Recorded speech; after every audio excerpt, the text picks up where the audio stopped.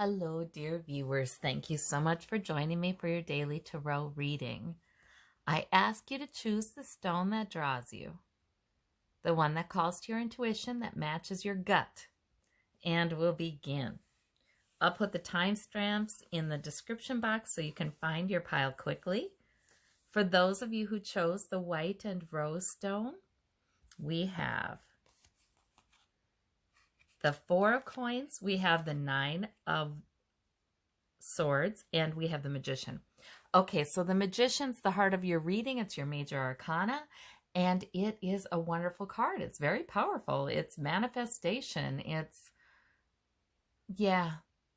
I mean, very clearly to me, Spirit is saying, you have the power. You do. You've got everything you need. You know, this is the pack that's opened up on the table with the cup for emotional fortitude, and the coin for health and wealth, and the sword for intellect, and the wand for enthusiasm, purpose, vigor, fire. So clearly, Spirit is saying you've got what you need. You do manifest. You have manifested. And you manifest enough. You know, a lot of times we don't give ourselves credit for just what we manifest every single day. You know, this life is learning. It's not necessarily easy. There are definite periods in life that are not easy. But just the fact that we survive, we a lot of times build security for ourselves, for people we care about. We improve things. We can improve things. Give us a little bit of time. Give us a little bit of energy. Give us a little bit of resources, and we can do amazing things. And I think Spirit is saying you have. You have done amazing things, and you can do amazing things. Don't diminish your achievements. And so, in other words, that's the remedy for the Nine of Swords. Because the Nine of Swords, maybe it keeps us up a little bit. Maybe it's negative thinking or trying to figure something out. But it's the kind of thinking that doesn't help us because, well, when people try to figure something out when they're tired anyway, oh, it's going to go south. You know, it's just not going to work. It's so much better to hang the swords up on the wall and say, I'm going to think about this when I'm well rested. And I can actually make a plan. And I don't know if you're like me, but then starting to even write it out, the thoughts, that helps to clarify it and keep control of the direction a little bit more. So, you know, I think that this figure feels a little insecure, feels a little like, uh-oh, you know, is anything I've built in danger? But I think Spirit is clearly saying that's not truthful kind of thinking. That's not accurate kind of thinking. That's the kind of thinking you do when you're not at your best. The truth is you manifest, and you can manifest, and you have a lot of power. Whether you know it or not, you've got a lot of power. So you're secure. You know, this man hangs on to what he has. So there we go. I think that's a great reading, especially for this time and place. For those of you who chose the green stone, the jade, we have the Empress. Oh, the Nine of Cups and the Tower. Okay, well, very clearly, I see. The Tower is, and you have two major arcana here, so this is probably what's overarching this time in your life. It's probably not so much about this day in particular, because anytime I see the Tower with the Empress, I know that Spirit is trying to bring in something wonderful. There is pregnant with a possibility. There's something that is almost feeling overdue, you know, a new birth, new life, new something good and life-giving coming in. But you know what? Sometimes the birth pangs are not so easy, right?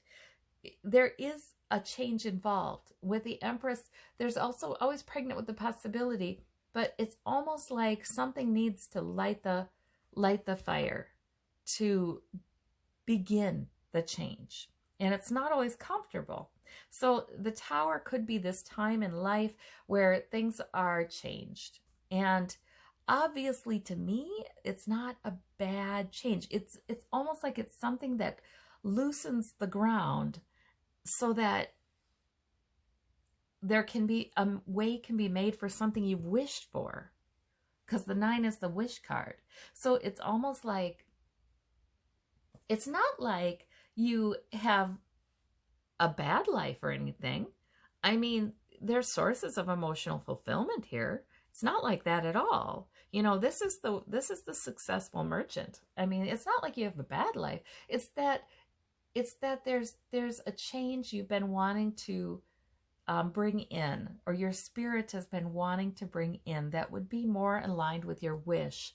That it's hard to justify bringing it in sometimes when this is going well and that's going well and this is stable and that's unchanging, and people around me like it that way. You know, sometimes it's hard to bring in a change, but sometimes a tower can come in and shift things enough where the change that you've been kind of wanting anyway seems perfectly reasonable now. It seems like, okay, you know, I mean, it's not like it's a super easy leap into it, but it feels natural. Birth feels natural. Yes. So there we go. These are great cards. It's terrific to see if a person's going to have a tower. It's terrific to see these positive cards on either side of it, because all towers do is they change things. All right. For those of you who chose the white and black stone, the dalmation, jasper.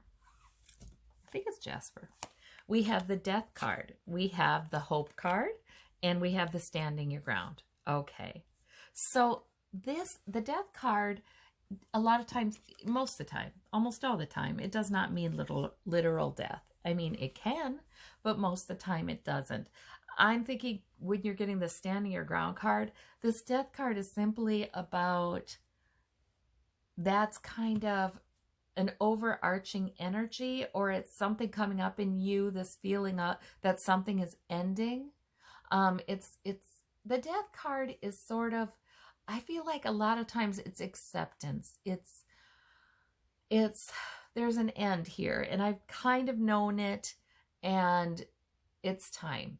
You know, it's time to acknowledge it, or there's an end here, but it's okay. It's not a devastating end, because you get the 7 of Wands. You're still hanging in there. You're standing your ground.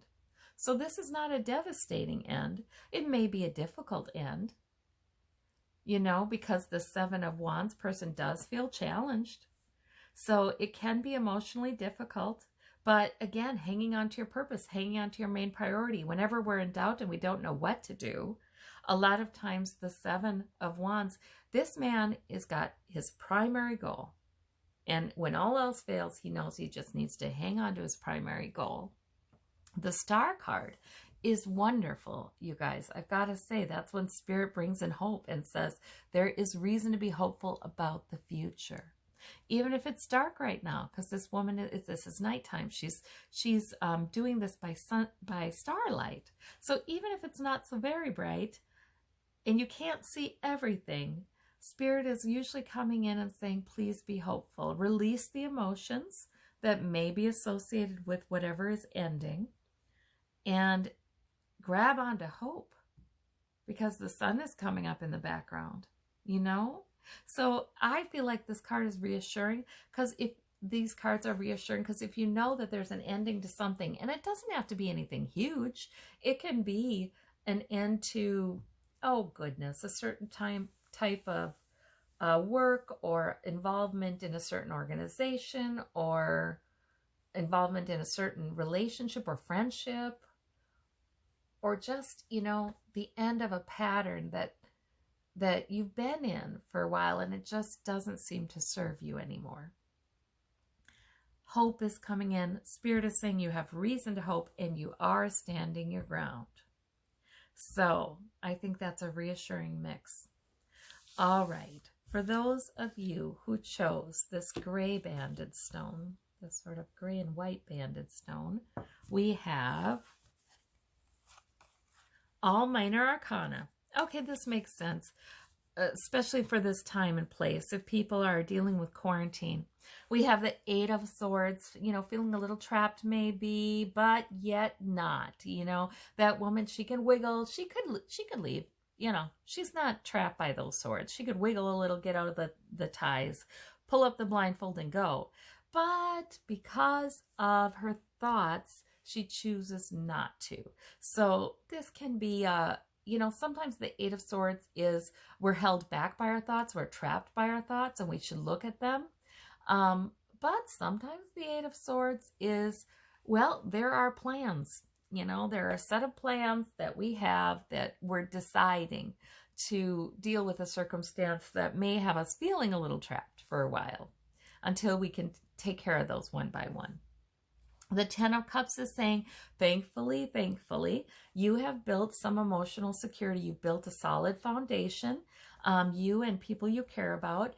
So there's some solidity there. There must be some relationships that lend sort of the sense that you're not alone in this to you.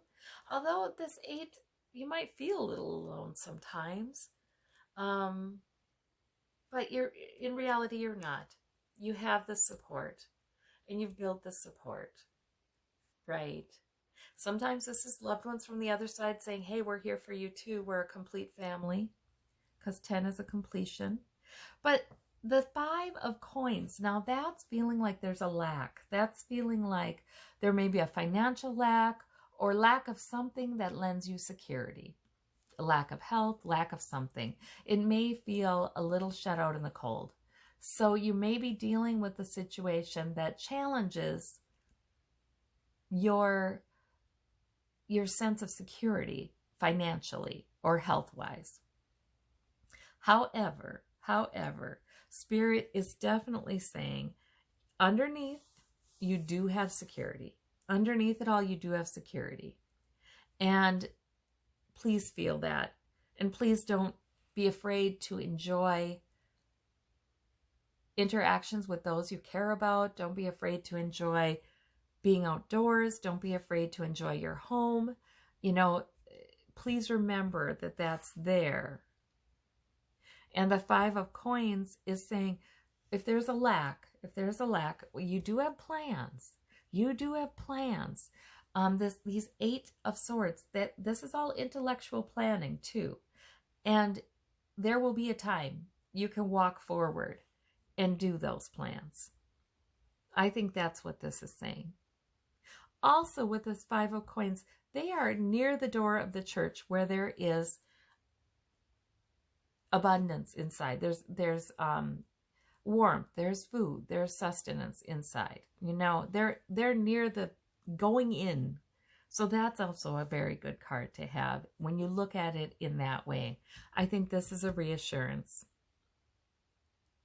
And so many of us are kind of trapped in a circumstance right now and we can't move forward yet.